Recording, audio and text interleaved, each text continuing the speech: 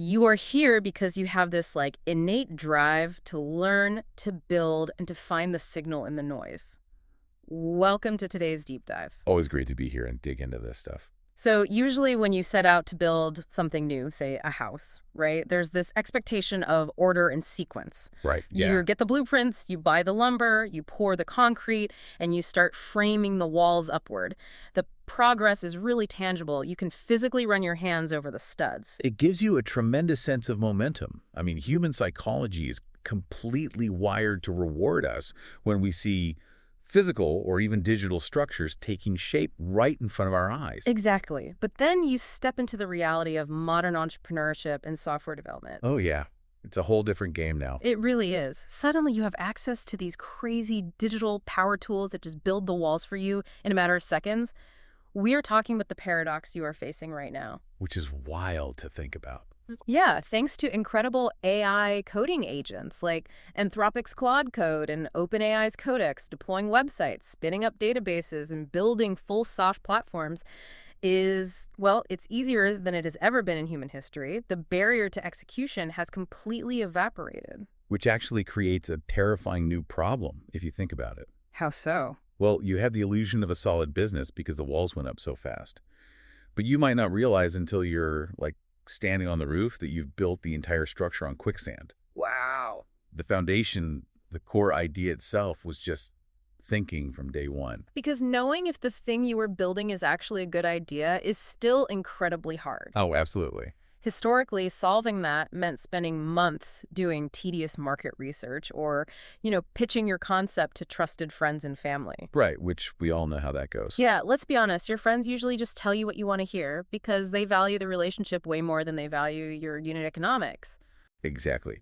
They are optimizing for your feelings, not your market viability.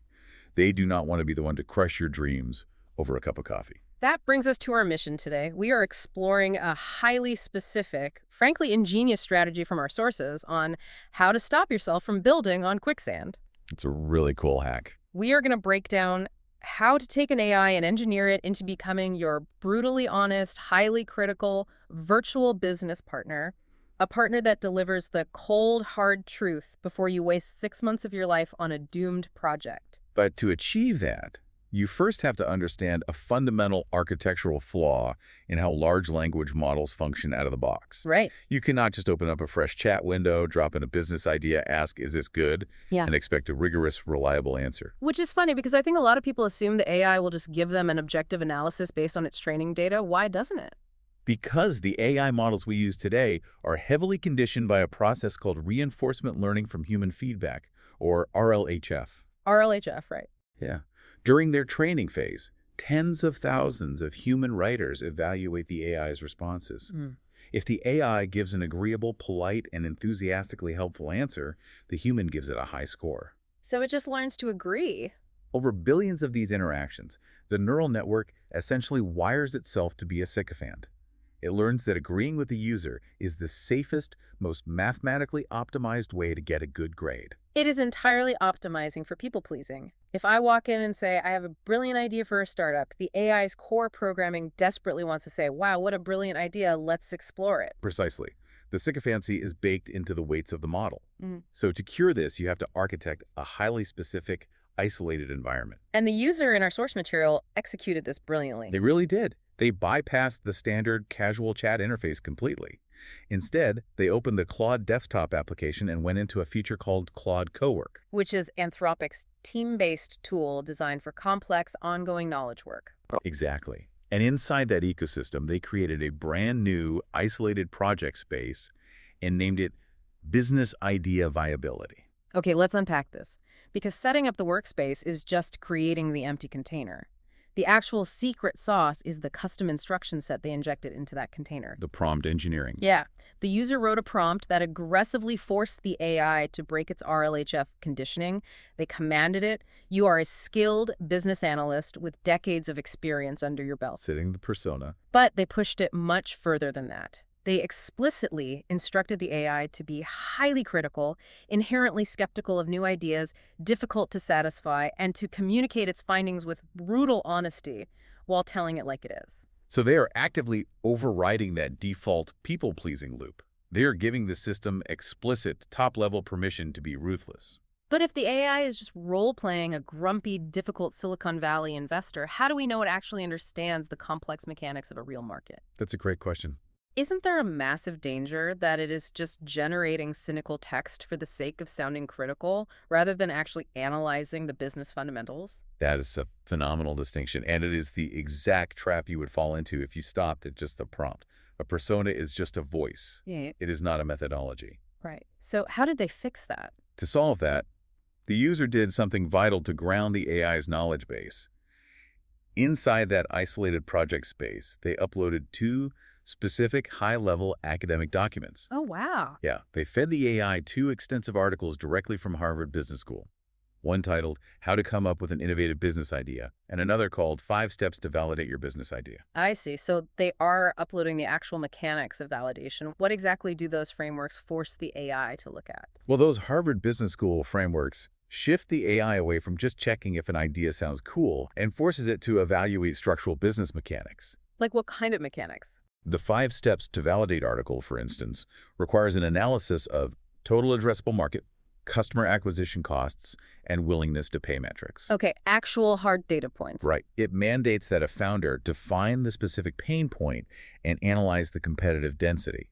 So now, the AI is not just instructed to be a jerk. It is a deeply informed skeptic running every pitch through a highly respected academic gauntlet. That completely shifts the paradigm. It transforms a cynical chatbot into a focused analytical engine.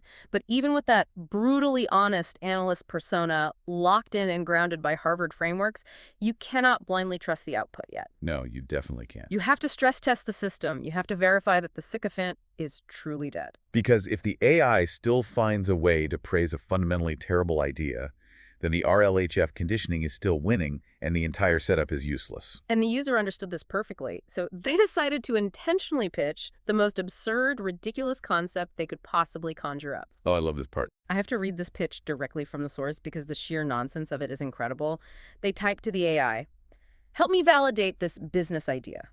Leadership coaching for dogs." The premise alone is structural quicksand. Oh, and they layered it with so much tech jargon to really bait the AI. They pitched using a proprietary mix of artificial intelligence, performance management tracking software, and retired canine police dogs to teach your pet to be a leader in their community. It's so ridiculous. And the ultimate trap was an optional add-on class to teach dogs classic leadership techniques like, and I'm quoting the prompt here, saving kids from wells. Leaning heavily into the Lassie business model. Exactly.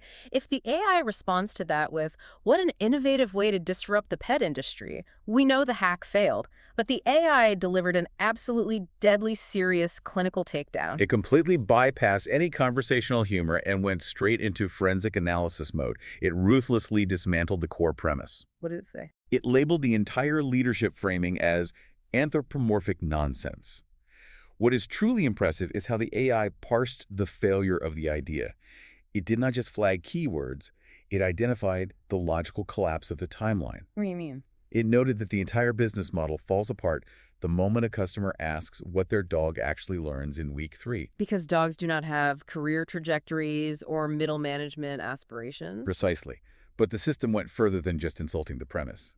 It applied the Harvard Business School framework to the technological claims. Right, the AI tracking stuff. Yeah, it looked at the most realistic part of the pitch, the AI performance monitoring for pets, and pointed out that this specific niche is already a saturated reality.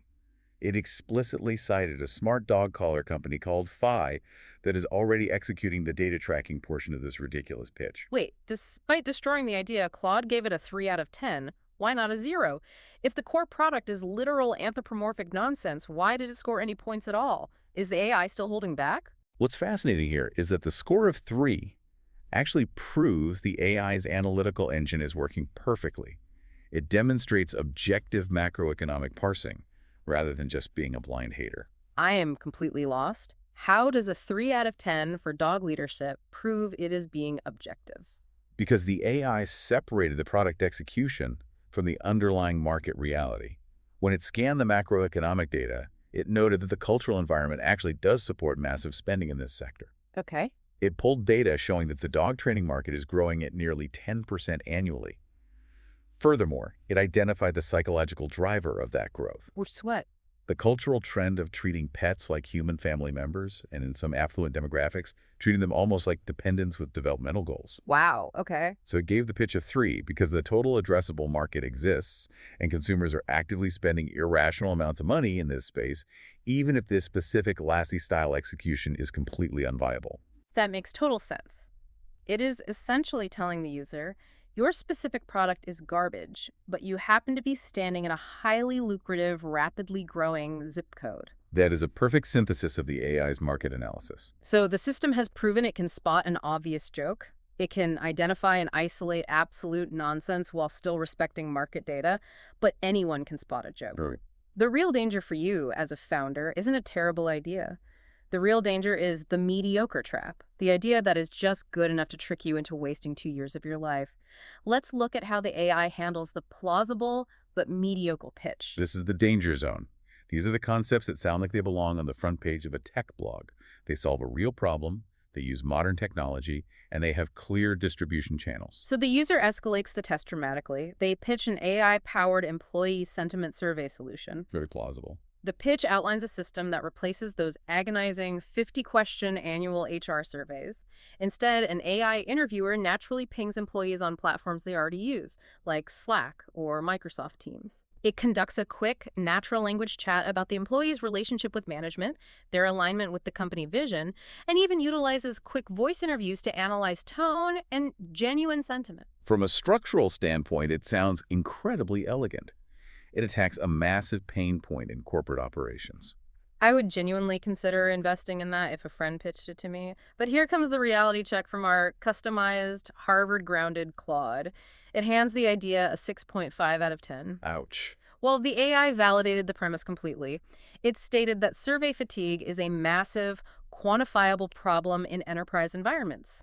It understood, by parsing millions of pages of HR complaints and corporate studies, that traditional surveys yield low-quality obligatory data. So the problem is real. Yeah, but then it dumped a bucket of ice water on the entire venture. It informed the user that their elegant solution is not a novel concept. Not even close. The AI immediately identified a massive incumbent player dominating this exact niche, a company called Infido.ai. It detailed how Infido already operates an established AI agent named Amber, which is actively conducting these proactive, personalized sentiment chats with enterprise employees right now. Wow. And Claude delivered this absolutely brutal, yet vital assessment to the user. They are you, but years ahead of you. That is so harsh, but so necessary. Here's where it gets really interesting, though. If you spend any time in startup circles, you constantly hear that competition is a fantastic signal. Doesn't the existence of Infido and Amber validate the market? You'd think so, right? Yeah. If a massive company is already making money doing this, shouldn't the user view that as proof they should build it too? Well, if we connect this to the bigger picture, you have to look at the massive chasm between market validation and barrier to entry. Competition absolutely proves when the market exists. People are paying for this. Right. But when an AI business analyst running a Harvard framework tells you the incumbent is years ahead of you, it is calculating the table stakes required just to enter the game. Meaning you cannot just throw together a quick software prototype over the weekend and expect to steal their clients. Not in B2B enterprise software. Amber is not a concept on a whiteboard. It is a mature product. It has years of deep enterprise integration. It has passed rigorous SOC2 security compliance audits, and it has built massive institutional trust with human resources departments. So a new guy doesn't stand a chance. Exactly. For a solo founder to try and disrupt that specific angle with the exact same value proposition, they would be attempting to penetrate enterprise sales cycles with a completely unproven tool.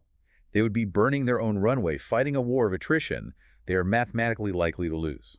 It's just a bad bet. The AI saved this user from spending 2 years writing code for a redundant tool. That brings us right back to the quicksand. The AI just surveyed the land and told you, do not build your house here. The plot is already owned by a skyscraper and their concrete is fully set. So the AI rejected the absurd joke. It reality checked the plausible trap. The final phase of the deep dive is to see if this customized workspace can actually identify, refine, and elevate a genuine winning pitch. Because tearing things down is the easiest part of analysis. The true measure of a valuable partner is whether they can help you isolate the signal and the noise and polish the diamond. So the user pivots back to the pet demographic, but this time they abandon the software-only approach.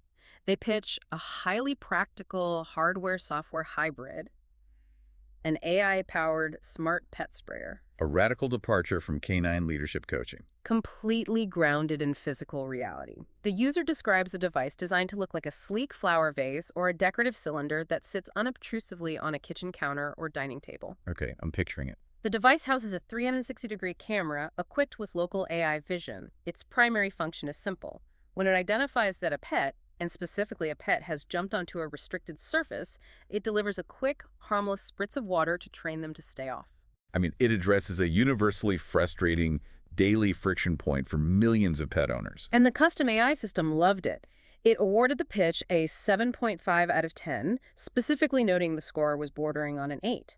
It explicitly labeled the concept genuinely interesting. That's high praise from this persona. Right, but the analytical reasoning why it scored so highly is where the real value lies.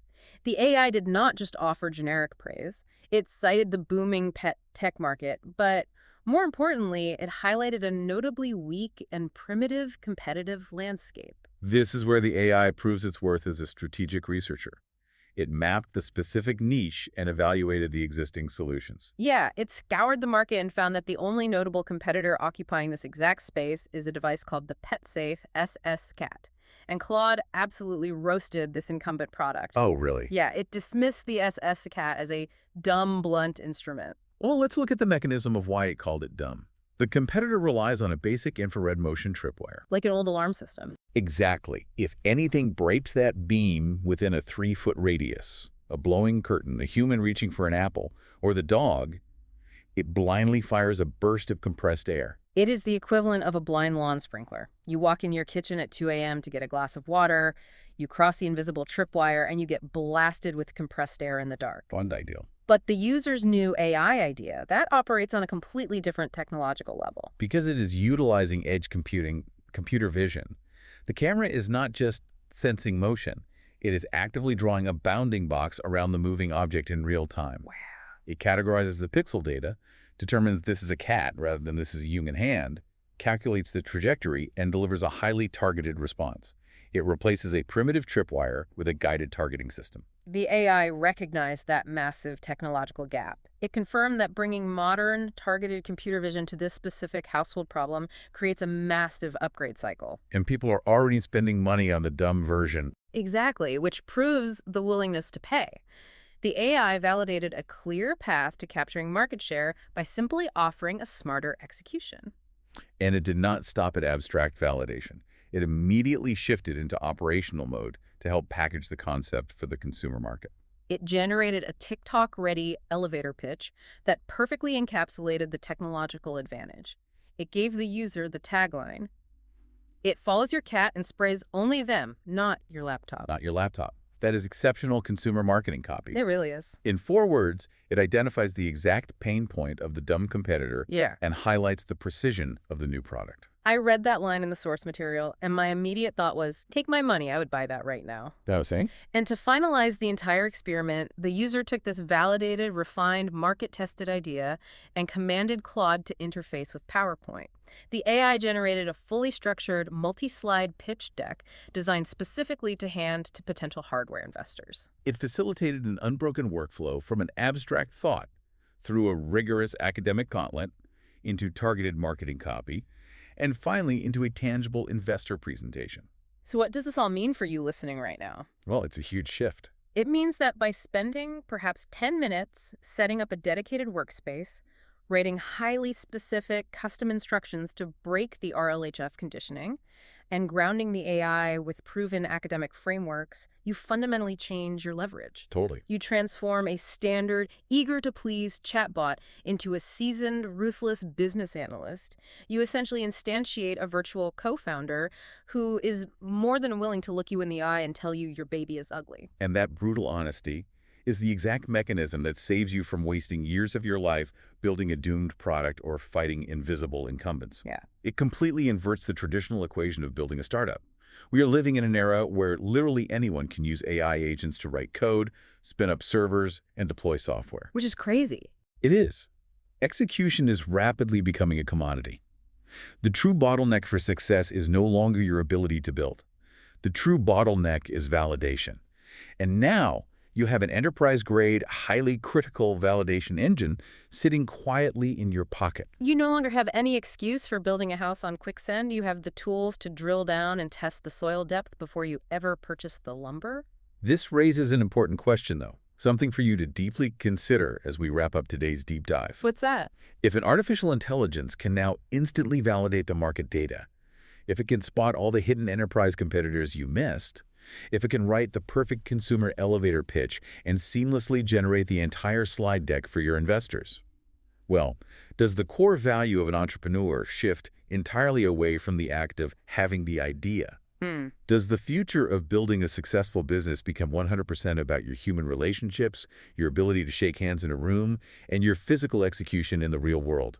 If the AI is doing all the heavy strategic thinking, market mapping, and risk analysis in the background, the idea itself feels almost secondary. The idea is no longer the premium asset. The human momentum is.